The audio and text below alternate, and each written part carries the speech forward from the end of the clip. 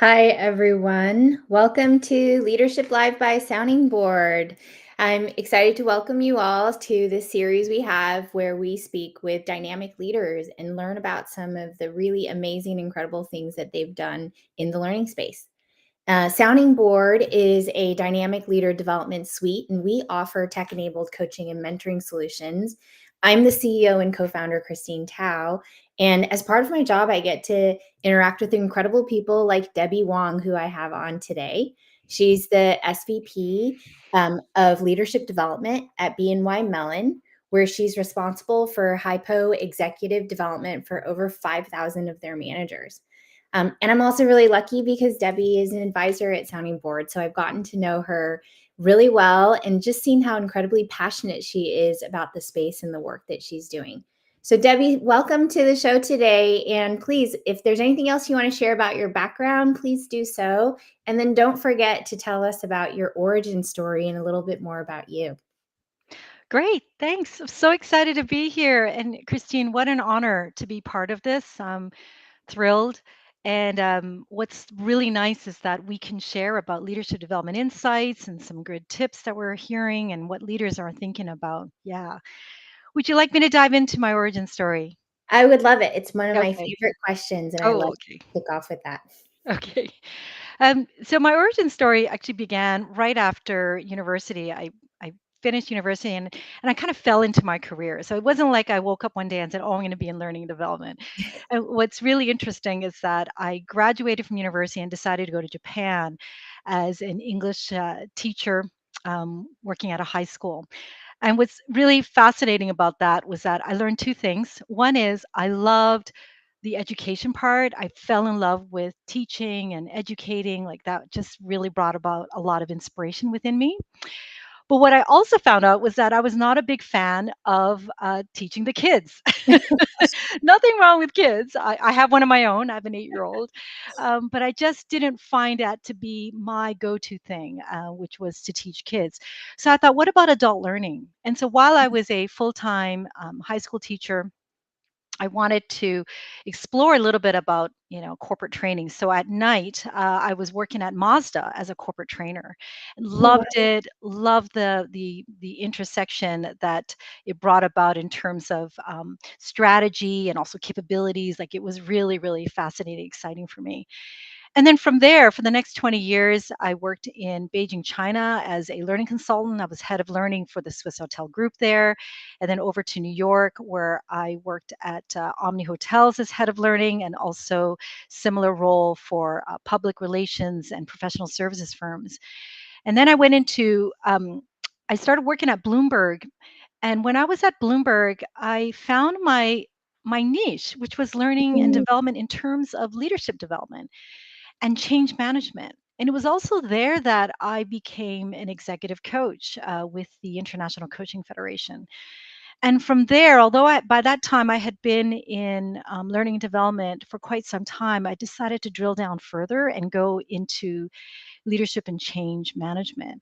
Mm, And then landing here at BNY Mellon for the last 8 years. I would say, Christine, all along the way have been my values, like what mm, matters to me. I think it's important that we just don't go after the next rung on the ladder. I mm, think where I've succeeded and done well have been where I've followed my passion and what made me feel good and feel fulfilled. And it also strengthened my capabilities. And it also helped that when I lived abroad, and my love for travel and culture also provided that career trajectory for me. So I'm grateful for that. I will say this though, there have been times, and I think a lot of you probably are thinking about this too, like in our careers, sometimes we get stuck. yeah. And I think there's been a lot of times, in my career where I felt stuck. And I think, oh, I don't want to get stuck. And I realize, wait a minute, it's a choice. And when we're stuck, it's not an opportunity to just go, oh, I'm going to shun it, but to actually embrace it and go, why do I feel stuck? What Mm. matters to me? I really believe you're either growing or not growing. It's as simple and clear as that. And the times when I was not growing or not moving in the direction that I wanted to was when I needed to make changes, and I did that. Before we go to the next question, I just want to share with you a really great quote from Bruce Feiler, who talks a lot about change management. And he has this really great quote, which is change follows the focus of your attention. And in my life, in my career, I've not, I didn't want it to be where change happens to me. I want it to be where I'm at the forefront of change, where I lead the change in my way based on the focus. And I'm just putting questions out there for people as you're thinking about this, like what matters to you? What's your focus and where do you want to go with your own career? Yeah. Oh my gosh, there's so much more I could dig into around that, Yeah. but I did wanna say that, I look at my own career as well, Debbie, and I think I had a very similar philosophy, which was what mattered most was, did I feel like I was still developing and growing and learning? And it was when those times where that wasn't happening is really when I felt a call to do something different. Yeah. So maybe it's innate to folks like us that are working in this space around, a real intention and desire to always be learning and growing, right? Exactly. Ourselves, right? Yeah. So, Exactly. but I love one more thing before we move on. I really love one thing you said because that's one of the things I noticed was unique about you and what I started to learn about how you think about your job, which is this intersection of leader development and change management. Mhm. Because I don't think people would normally think that those two things Yeah. are part and Mhm. parcel, right? So, can you say more about that? Yeah.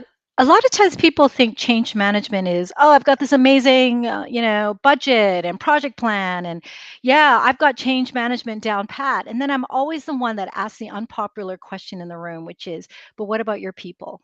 Mm. Where are your people in all this? Because change management is people management. And that's where the leadership development comes into place. So then I hear crickets. And then a lot of times the leaders are like, we haven't thought about our people. And what's fascinating is that I work for a large organization where we get a lot of really great interactions with leaders. And when I ask leaders, where's your head? What's keeping you up at night? They almost always say, I am so scared about where my people are going with the change. And then I Mm. point out to them, you've made these amazing plans, but you didn't put together a people plan. I'm here to help you. Let's look at that. So, Christine, I think that's a fascinating question you ask because I think in order to solve for change, we have to be able to solve for where people are going and their engagement and their buy in. I think that's really Yeah. key. Hmm. Hmm. Well, and I'm sure that's related to how you think about L&D, right? And Yeah. what you ideally have as a vision for how L&D can drive impact at an organization. Yeah. Yeah. Oh, Christine, if this was Christmas and I could have whatever I want, my ideal L&D practice, what that would look like would be where at a company, their learning is part of the flow of work. It's embedded in everything we do. So it doesn't feel like it's robotic, like, oh, I got to take this training course or, Mm, oh, I've got to go to this leadership, yes. program, but that it feels natural and it feels very much part of the company culture. And so when people ask me this question, like, what does ideal learning look like? It's more like, what is the ideal culture for where we want to enable that and make learning as part of that, you know? Mm, So it's all that. I feel like a lot of times when I'm in this role, I often think, what do people need and want? And what people need and want are very different things. And yeah. there's a whole span of things, right? People like I would love it like in an L&D environment that there's greater accessibility to learning, that there's relevance to what they're doing, and that there's even some customization with that. At my firm right now, we just rolled out a new learning experience platform. It's fantastic. It's like the Netflix of learning, right? It's a Mm, skills-based platform. You go in, you share the skills that you want, and there's like these interesting outputs about where what are the different programs and courses and articles that are specific to your needs. It's fascinating. So I will say this, like going back to what I was saying about culture, I think the more the culture supports a learning environment, the better that people can learn and grow and be more productive and perform better. And I say this, it's not rocket science. It sounds like common sense, but it's not common practice, I find. And I think it's mm, because it's about educating leaders on what learning can do to help grow and expand people's knowledge and capabilities. A final thing I want to say about that is, like, in order to have a culture enabled learning and development area that really takes it to another level, you got to be able to define what your culture is. Is your culture going to have the learning that it needs, the leadership development pathways that are needed to define how culture and the way we embed this in is tied to performance and metrics? It Mm. needs to have heavy sponsorship where you have the most senior leaders talking about learning, making that, strong and embedding. The third thing is that it's embedded in everything we do. Quick example, many years ago I worked for a public relations firm, and it was a smaller firm, about 1,000 people, and they made it as part of the flow of work. Everything was, in the meetings. What are you learning? What are you growing? Part of the Mm. performance metrics. How are we excelling in terms of where we're growing, and how do we want to grow our business? Like, everything was embedded in. And you could see that the output be where there was greater engagement and greater productivity. Yeah. Well, there's something I want to ask about what you said, because oftentimes when we in the industry talk about learning in the flow of work or embedded within work, it's easy to automatically think about that from a, say, technical or functional or um, standpoint, meaning, oh, that Mhm, means tools that allow you to surface that in mhm. your email, or, here where I'm chatting or where I'm already working from a digital perspective. But the examples you gave were actually like sort of delightfully analog. You're actually talking about embedded in the sense of the culture, the conversations, the Excellent. thinking. Is that Right. accurate? Yeah, yeah, exactly. So I could easily go in and say, hey, Christine, here are the top 10 tips on how I have a strong culture. But what's missing from that is the mindset. It's the Mhm. cultural enablement engine, which is, where's your mindset? Where's your focus?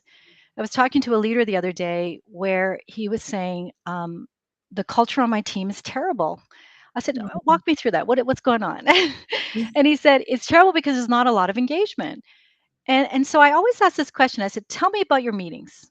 What are they like? Oh, they're just boring. I'm doing most of the talking. Okay, well, that's problem number one. You're doing most of the talking. And so I put on my coaching hat and I just asked him, what do you think it would take to increase engagement? How would you feel if you didn't have all the answers?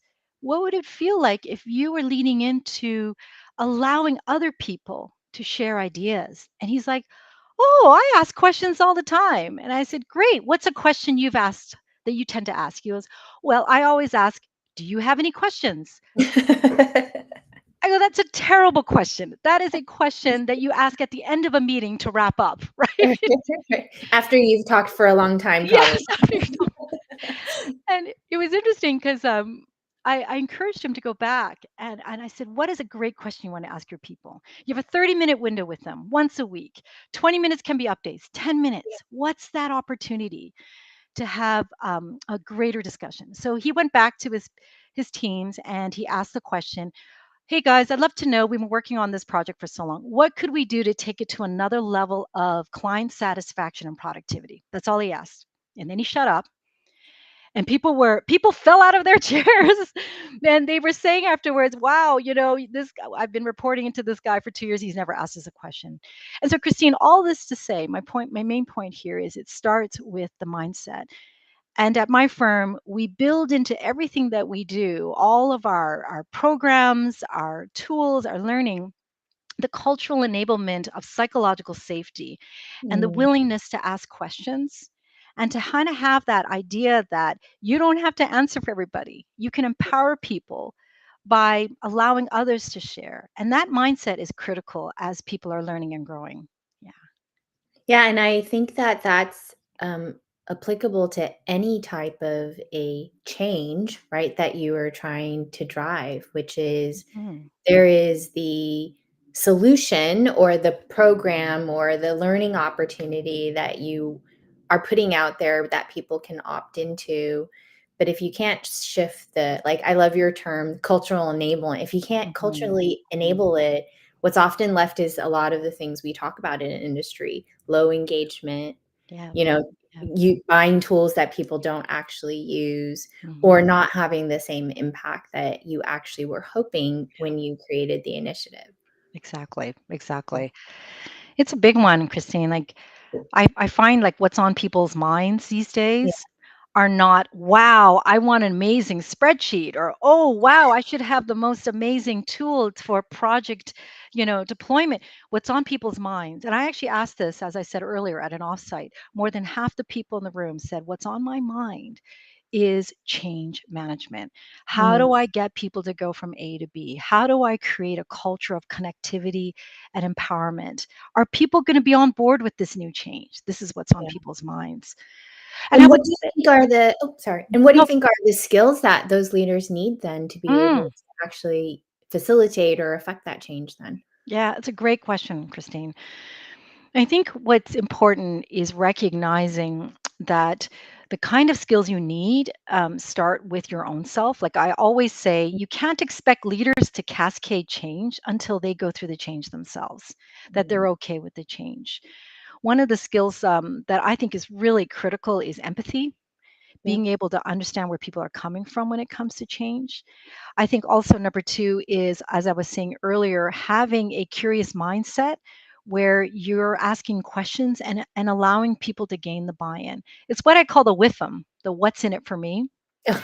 And a lot a lot of times I'll work with leaders where they'll say, "Yeah, everybody's on board." I'm like, I see that you have low engagement there. Have you ever asked them what they think about the change?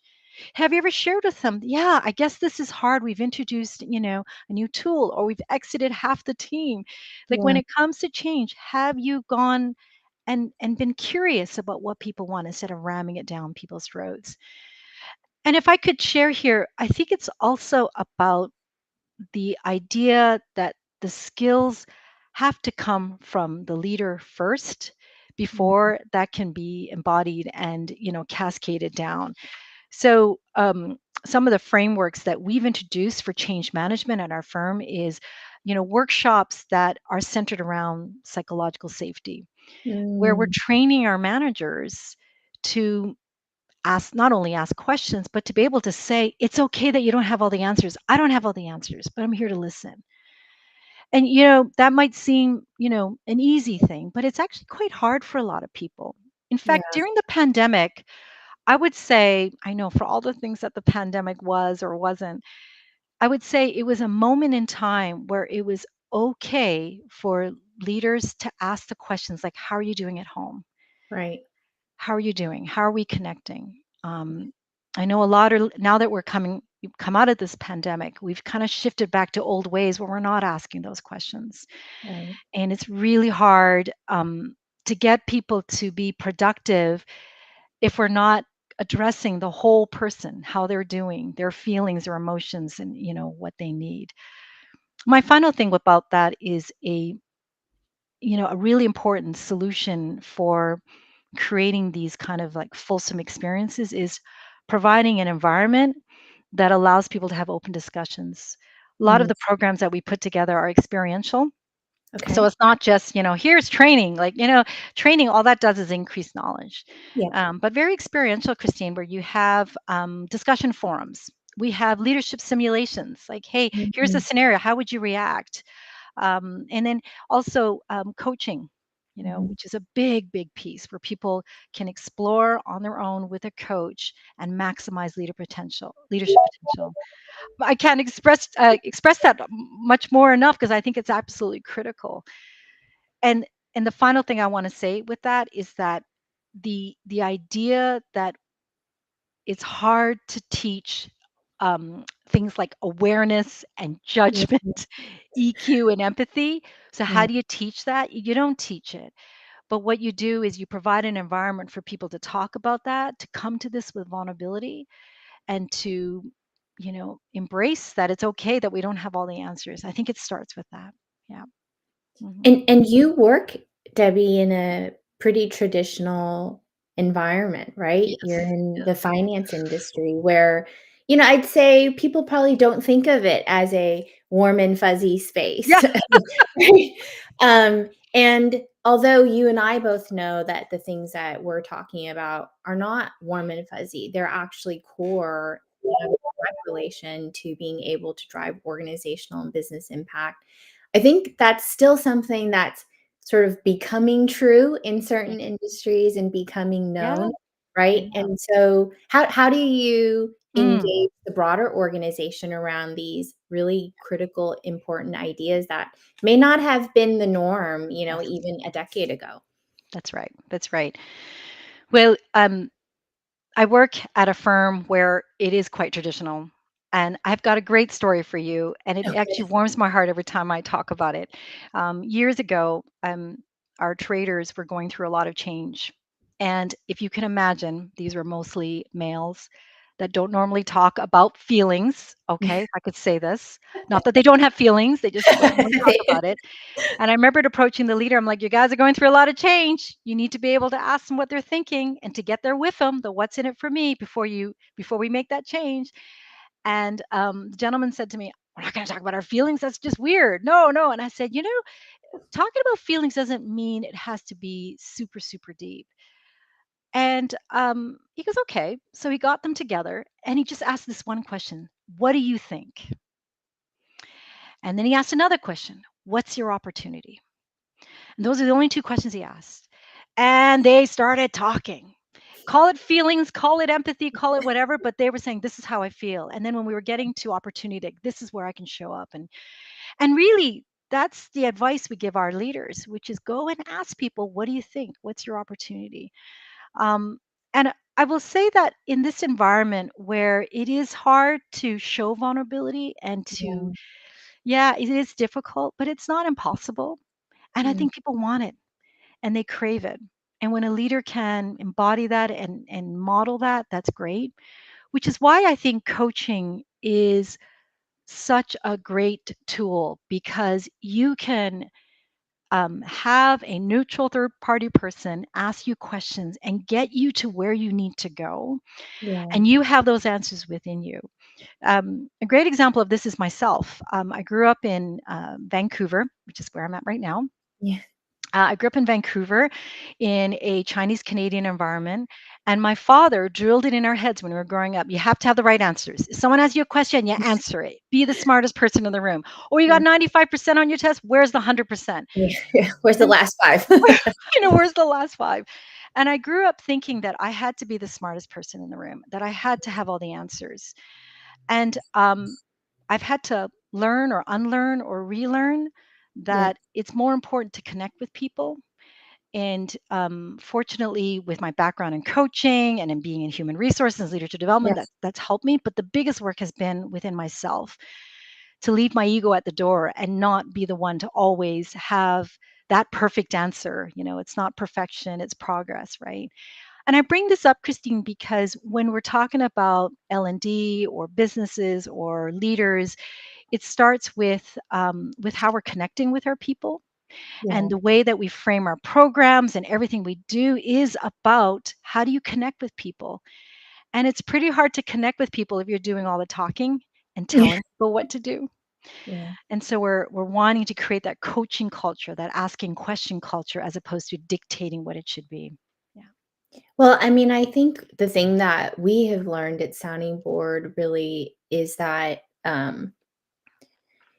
It's it's not something that many of us maybe that have been in the workforce for a long time, have been used to, this idea of talking about how you feel about something, and Yeah. yet we know innately that how you feel and your emotions can drive your behaviors and, of course, your mindsets about Mhm. any task in front of you, whether it's a big change management project or, a challenging conversation with a peer or colleague.